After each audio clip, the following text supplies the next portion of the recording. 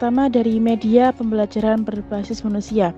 Nah, pengertian dari media pembelajaran berbasis manusia adalah media tertua yang memiliki peran untuk mengirimkan dan mengkomunikasikan pesan atau informasi. Media ini sangat berpengaruh khususnya bila tujuan kita untuk mengubah sikap atau ingin secara langsung terlibat dalam memantau proses pembelajaran. Yang berperan dalam media berbasis manusia yaitu guru, pelatih, instruktur, tutor, dan lain sebagainya. Adapun kelebihan dan kekurangan media berbasis manusia.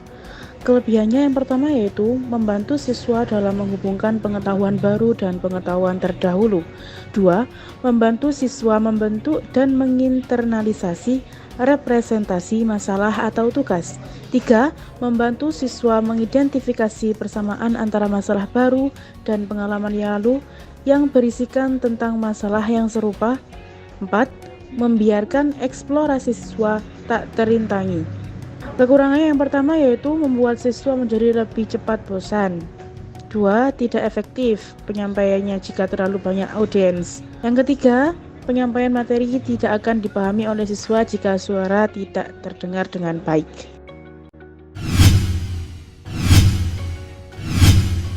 Klasifikasi media pembelajaran yang kedua yaitu media berbasis visual.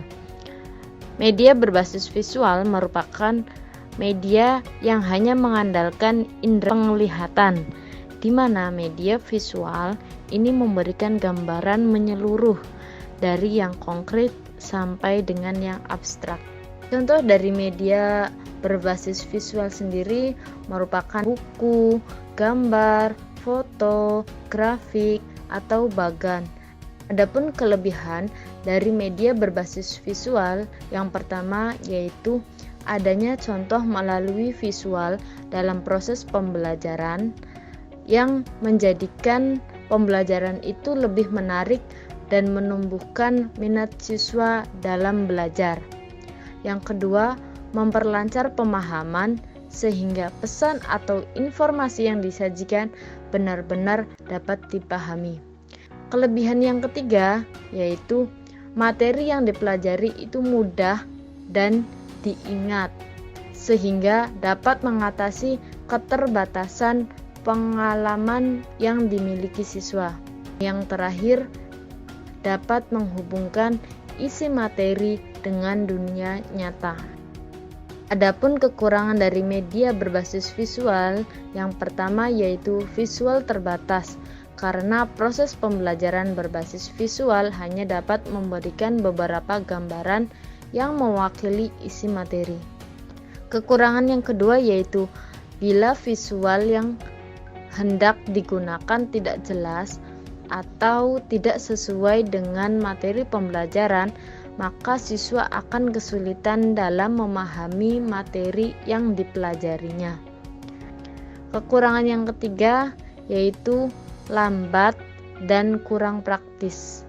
Artinya, media berbasis visual terkadang membutuhkan waktu lama untuk membuatnya. Dan kekurangan yang terakhir yaitu tidak ada audio, sebab media ini hanya berbentuk tulisan atau gambar yang tidak dapat didengar, namun bisa diatasi dengan suara pendidik dalam proses presentasi. Selanjutnya adalah media audiovisual. Media audiovisual merupakan media yang menggabungkan antara media audio dan juga media visual, atau media yang menggabungkan antara indera penglihatan dan juga indera pendengaran. Media audiovisual ini terbagi menjadi dua. Yang pertama yaitu media audiovisual yang bersumber pada satu sumber, contohnya pada video dan juga televisi.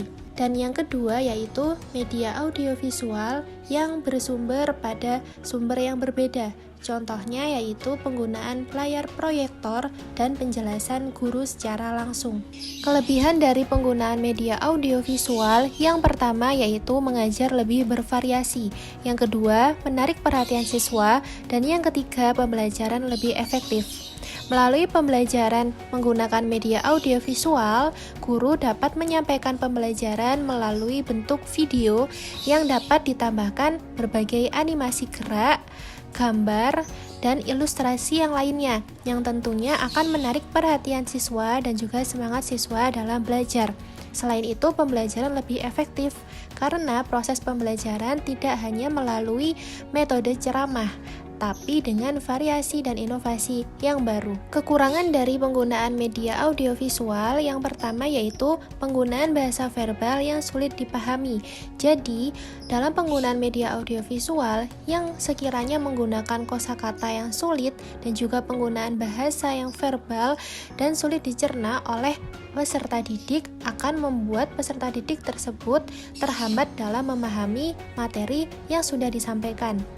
Dan yang kedua yaitu kurang mampu menampilkan detail objek secara sempurna karena melalui penayangan media audiovisual hanya dapat menyampaikan suatu objek melalui indera penglihatan dan juga indera pendengaran, jadi tidak ada observasi secara langsung.